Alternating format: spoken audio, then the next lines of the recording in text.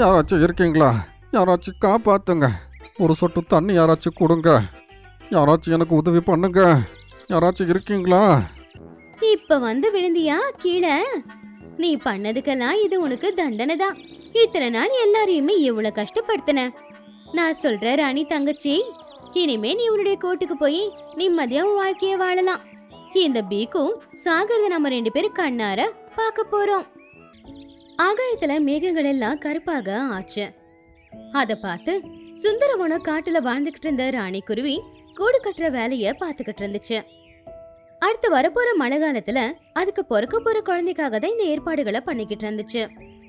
அப்பதான் பீக்கோ அப்படிங்கிற காக்கா அங்க வந்துச்சு. அட ராணி, என்ன இன்னைக்கு ரொம்ப அவசரமா கிளம்புறேன்? என்ன ஆச்சு? ஏதாச்சும் விஷயம்னா எனக்கு கூட சொல்லு. நாம பக்கத்து வீட்டுக்காரங்க. பீக்கோ அண்ணன், முக்கியமான விஷயம் என்னன்னா கூடிய சீக்கிரம் என் குழந்தைங்க இந்த உலகத்துக்கு வர போறாங்க.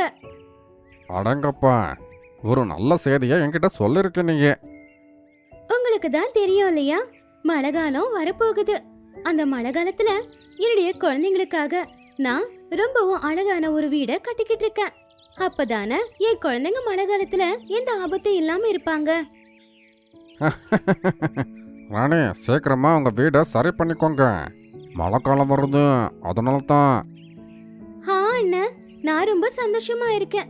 கூடிய சீக்கிரம் எனக்கு குழந்தைங்க பிறக்க போறாங்க. அப்படின்னா எனக்கும் ஒரு குடும்பம் இருக்க போகுது. ரொம்ப சந்தோஷப்படாத. நானும் பார்க்குறேன் நீ எப்படி உன் வீடை கட்டுறேன்னு. அப்படியே வந்துட்டேன் நல்லா வீடை கட்டுறதுக்கு. ராணி குருவியால பீகோ காகத்தோட மனசுல இருக்கிறத புரிஞ்சுக்க முடியல.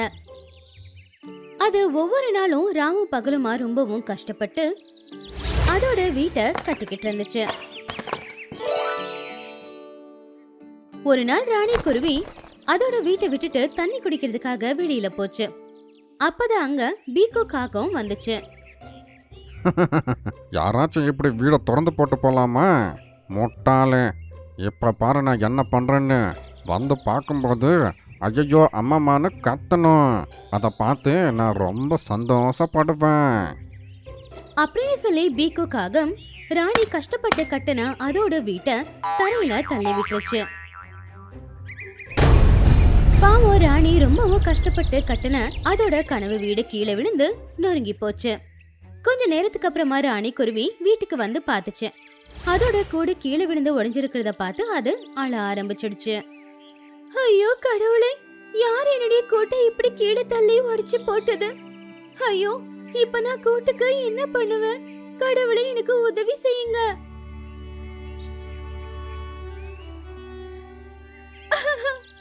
என்னாச்சு ராணி, ஏன் அழுதுகிட்டு இருக்க? பிங்கி அக்கா, யார் என்னுடைய கூட்டை தள்ளி போட்டுட்டாங்கன்னு தெரியல. உங்களுக்கு தெரியும்ல, கூடிய சீக்கிரம் நான் அம்மாவாக போறேன். இந்த நேரத்துல கூட இல்லனா யாராவது வேட்டைக்காரன் வந்து என்னுடைய குழந்தைங்களை தூக்கிட்டு போறதுக்கான வாய்ப்பு இருக்குல்ல. கவலைப்படாத ராணி, எல்லாம் சரியாயிடும். மழை காலம் வர்றதுக்கு இன்னும் அதிக நாட்கள் இல்ல. தைரியமா மறுபடியும் உனக்காக ஒரு கூடை கட்டு. ராணி குருவியும் தைரியமா மறுபடியும் அவளுடைய கூட்டை கட்டுற வேலைய ஆரம்பிச்சான். பீக்கு காக்கா அதோட கூட்டுல உட்காந்துக்கிட்டு அமைதியா அதை பாத்துக்கிட்டு இருந்துச்சு. அடா, இந்த முட்டாள் பறவை எப்ப கூட திறந்தவே திறந்தாதா? எப்படியெல்லாம் பேச்சு கேட்காத போல. இன்னொரு வாட்டி வீட்டை விட்டு போவா இல்ல, அதுக்கப்புறம் நான் என்ன பண்றேன்னு பாரு. ராணி ராவு பகலுமா கஷ்டப்பட்டு அவளுடைய கூட்டை கட்டிக்கிட்டு இருந்தா. ஆகாயத்துல திடீர்னு மேகங்கள் எல்லாம் இருண்டு திடீர்னு மழை பெய்யவும் ஆரம்பிச்சுது.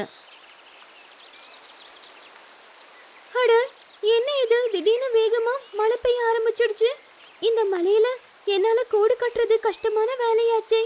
மழை நிக்கிற வரைக்கும் பேசாம இங்கே நின்னுக்கிறேன், அதுக்கப்புறமா கூட்டை கட்டிக்கிறேன் அப்படின்னு சொல்லி ராணி குருவி அந்த மரத்துக்கு கீழேயே நின்னுக்கிட்டு இருந்துச்சு.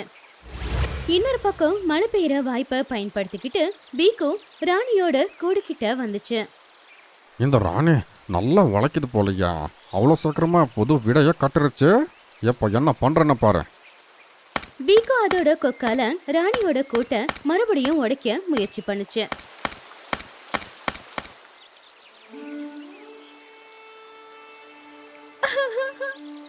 ஐயோ கடவுளே, இப்படியெல்லாம் நடக்குது? ராணி குருவியோட அழுகை சத்தத்தை கேட்டு கௌரி காக்கா அங்க வந்துச்சு. அட ராணி, என்னாச்சு? எதுக்காக இப்படி கத்தி அழுதுகிட்டு இருக்க? என்ன பிரச்சனையா இருந்தாலும் என்கிட்ட சொல்லு, நான் ஏதாவது உதவி செய்யறேன். கௌரி அக்கா, நான் கஷ்டப்பட்டு எனக்காக ஒரு கூட்டை கட்டினேன். ஆனா நான் தண்ணி குடிக்க போன நேரத்துல என்னுடைய கூட்டை யாரோ உடைச்சு போட்டுட்டாங்க. ஒரு பக்கம் மழை வருது. இந்த நேரத்துல நான் என்ன செய்வேன்? ராணி, இங்க பாரு, எனக்கு தெரிஞ்சு இந்த வேலையை செஞ்சது அந்த பீக்கு காக்காவா தான் இருக்கணும்.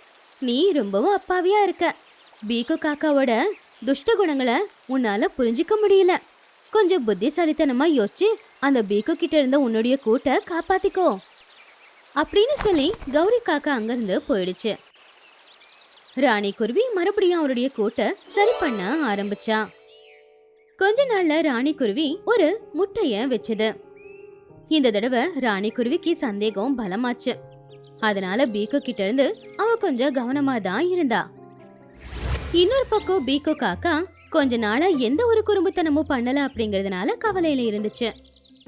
ஒரு வாட்டி எனக்கு வாய்ப்பு கிடைச்சதுன்னா இந்த ராணியோட முட்டையை நான் வெளியே வீசிடுவேன். இந்த ராணி அழுகிறத பார்க்கும்போது எனக்கு ரொம்ப சந்தோஷமா இருக்கும். பீக்கு காக்கா ராணியோட முட்டைய கீழே போட்டு உடைக்கணும்னு நினைச்சு ஆலமரத்துல ரொம்பவும் உச்சியில இருக்கிற கிளையில போய் உட்காந்துக்கிட்டு இருந்துச்சு. இங்கிருந்து ராணியோட கூண்டு நல்லா தெரியுது. எப்போ ராணி தானியத்தை எடுக்க போகுதோ அப்போ உள்ள போய் முட்டையை தூக்கி வீச வேண்டியதுதான். பீக்கு காக்கா ராணியோட கூட்ட பார்க்கணும் அப்படின்னு நினைச்சு உச்சி கிளையில போய் உட்காந்தப்பதான் தெரிஞ்சது அது கழுகோட கூட்டுக்கு பக்கத்துல உட்காந்துருக்குன்னு. அது எதுவுமே யோசிக்கிறதுக்கு முன்னாடியே கழுகு ரொம்ப கோவமா பீக்கு காக்காவை தாக்க ஆரம்பிச்சது. அதுல பீக்கு கீழே விழுந்துருச்சு. யாராச்சும் இருக்கீங்களா? யாராச்சும் காப்பாத்துங்க. ஒரு சொட்டு தண்ணி யாராச்சும் கொடுங்க. யாராச்சும் எனக்கு உதவி பண்ணுங்க. யாராச்சும் இருக்கீங்களா? பீக்குவோட தொண்டை வறண்டு போக ஆரம்பிச்சது. அடிப்பட்ட இடத்துல இருந்து ரத்தம் ஊத்திக்கிட்டு இருந்துச்சு. வலி தாங்க முடியாம அது கத்த ஆரம்பிச்சது. அப்போ ராணி குருவியும் கௌரி காக்காவும் பீக்கு கத்துற சத்தம் கேட்டு அங்க வந்தாங்க. இப்ப வந்து விழுந்தியா கீழே? நீ பண்ணதுக்கெல்லாம் இது உனக்கு தண்டனை தான். இத்தனை நாள் எல்லாரையுமே எவ்வளவு கஷ்டப்படுத்தின. நான் சொல்ற ராணி தங்கச்சி, இனிமே நீ உன்னுடைய கூட்டுக்கு போய் நிம்மதியா உன் வாழ்க்கைய வாழலாம். இந்த பீக்கும் சாகரத நம்ம 2 பேரும் கண்ணார பார்க்க போறோம். இல்ல இல்ல, நீங்க எதுக்காக இப்படி எல்லாம் பேசுறீங்க? நாமளும் ஒரு பறவையா இருந்துகிட்டு இன்னொரு பறவை சாகரத பாக்குறதுங்கிறது தப்பு. ஒரு பறவைக்கு கஷ்டம் வரும்போது இன்னொரு பறவை தானே உதவி செய்யணும். அதுதானே நம்ம எல்லாருடைய கடமையும் கூட. ஐயோ ராணி, இவனால தானே இத்தனை நாள் நீ கஷ்டப்பட்டுக்கிட்டு இருந்த. அப்படி இருக்கும்போது இப்ப இவன் சாகும் போது இவனை காப்பாத்தணும்னு எதுக்காக நினைக்கிற? யாராச்சும் 2 சொட்டு தண்ணி கொடுங்க. ராணி குருவி உடனே அதோட கூட்டுக்கு போய் பார்த்துச்சு. ஆனா தண்ணி எடுத்துட்டு போறதுக்கு அங்க எந்த ஒரு பாத்திரமும் இல்ல. ஐயோ பீக்கு அண்ணன், என்கிட்ட எந்த ஒரு பாத்திரமும் இல்லையே. நான் தண்ணி எப்படி எடுத்துட்டு வருது? நான் தான் தண்ணி எடுத்துட்டு வர அந்த பாத்திரத்தை உடைச்சு போட்டேன். அதுக்காகத்தான் இந்த தண்டனை எனக்கு கிடைச்சிருக்கு. தயவு செஞ்சு நீங்களாச்சு என்ன தயவு செஞ்சு மன்னிச்சிட்டுன்னு சொல்லுங்க. பீக்கு அண்ணன், அப்படியெல்லாம் பேசாதீங்க. நான் இப்பவே ஏதாவது பண்றேன். ராணி குருவி வேகமா சின்ன பாத்திரத்துல கொஞ்சம் தண்ணிய கொண்டு வந்து கொடுத்துச்சு. பீக்கு காக்கா அந்த தண்ணிய குடிச்சுது. சரி, நீங்க இங்கே இருங்க. நான் போய் வைத்தியரை கூட்டிட்டு வரேன். நீங்க எதை நினைச்சு கவலைப்படாதீங்க.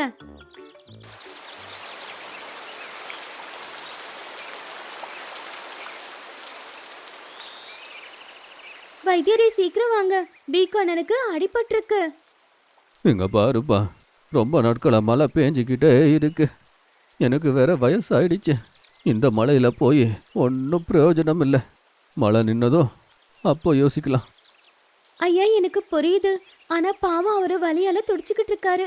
இப்ப உங்களுடைய வைத்தியம் அவருக்கு தேவைப்படுது. வாங்க போலாம். இப்படி வைத்தியருக்கு புரிய வச்சு கொஞ்ச நேரத்துல ராணி வைத்தியரை கூப்பிட்டுக்கிட்டு காக்கா கிட்ட வந்துச்சு. பேக்கு, ராணி சரியான நேரத்துக்கு உனக்கு வைத்தியம் பார்க்கலனா நீ உயிரோடையே இருந்துக்க மாட்ட. ஆனாலும் கூட இப்போ உன்னால பறக்க முடியல. ஒருவேளை என்னால் பறக்க முடியலண்ணா, பசியால் தாகத்தால் நான் இப்படியே செத்துருவேன். என்ன மாதிரி கெட்ட காக்காவுக்கு யாருமே தண்ணி கூட கொடுக்க மாட்டாங்க.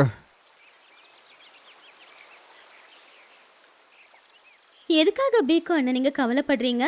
அக்கத்து பக்கத்து வீட்டுல நாங்க எல்லாரும் இல்லையா? உங்களுக்கு தினமும் தேவைப்படுற சாப்பாடு தண்ணி எல்லாத்தையுமே நான் கொண்டு வந்து கொடுக்குறேன். நீங்க எதை பத்தி நினைச்சு கவலைப்படாதீங்க. என்ன மன்னிச்சிடு. என்ன மாதிரி கெட்ட காக்காவுக்கு நீ உதவி பண்ணிக்கிட்டே இருக்க. நான் உன்னோட முட்டையை உடைக்க பார்த்த தெரியுமா? ஆனால் நீ என்னை காப்பாற்ற முயற்சி பண்ணிக்கிட்டே இருக்க. அப்படின்னு சொல்லி பீக்கு காக்கா சத்தமா அழ ஆரம்பிச்சுது. இங்க பாருங்க பீக்கு அண்ணன், எனக்கு எல்லாம் தெரியும். என்னோட கூட்டை உடைச்சு போட்டது நீங்க தானோ தெரியும். என் முட்டைய உடைக்க நினைச்சது நீங்க தானோ எனக்கு தெரியும். நீங்க கெடுதல் பண்ணலாம், அதுக்காக நான் என் நல்லது பண்ற குணத்தை விட்டுற முடியாது இல்லையா? எல்லாருமே கெடுதல் பண்ணிக்கிட்டே போனா இந்த உலகத்துல யாரும் நிம்மதியா வாழ முடியாது. மற்றவங்க கஷ்டத்தில் இருக்கும்போது பார்க்கும்போது எனக்கு ரொம்ப சந்தோஷமாக இருந்துச்சு. ஆனால் இன்னைக்கு அந்த கஷ்டம் எப்படி இருக்கும்னு எனக்கு புரிஞ்சிருச்சு. இனிமேல் யாருக்கும் நான் கஷ்டத்தை கொடுக்கவே மாட்டேன். எல்லாருக்கும் உதவி பண்ணிக்கிட்டே இருப்பேன். அதெல்லாம் இருக்கட்டும். இப்ப சொல்லுங்க, இனிமே நீங்க உங்களை கவனமா பாத்துக்கணும். மழையில எப்பவுமே நீங்க வெளியில வரக்கூடாது. ராணி நல்லபடியா பாத்துக்கிட்டதுல பீக்கு சீக்கிரமாவே குணமாயிடுச்சு. இந்த மாதிரி ஒரு அப்பாவி குருவி அதோட நல்ல குணத்தினால கெட்ட காகமா இருந்த பீக்குவோட மனசையும் மாத்திடுச்சு.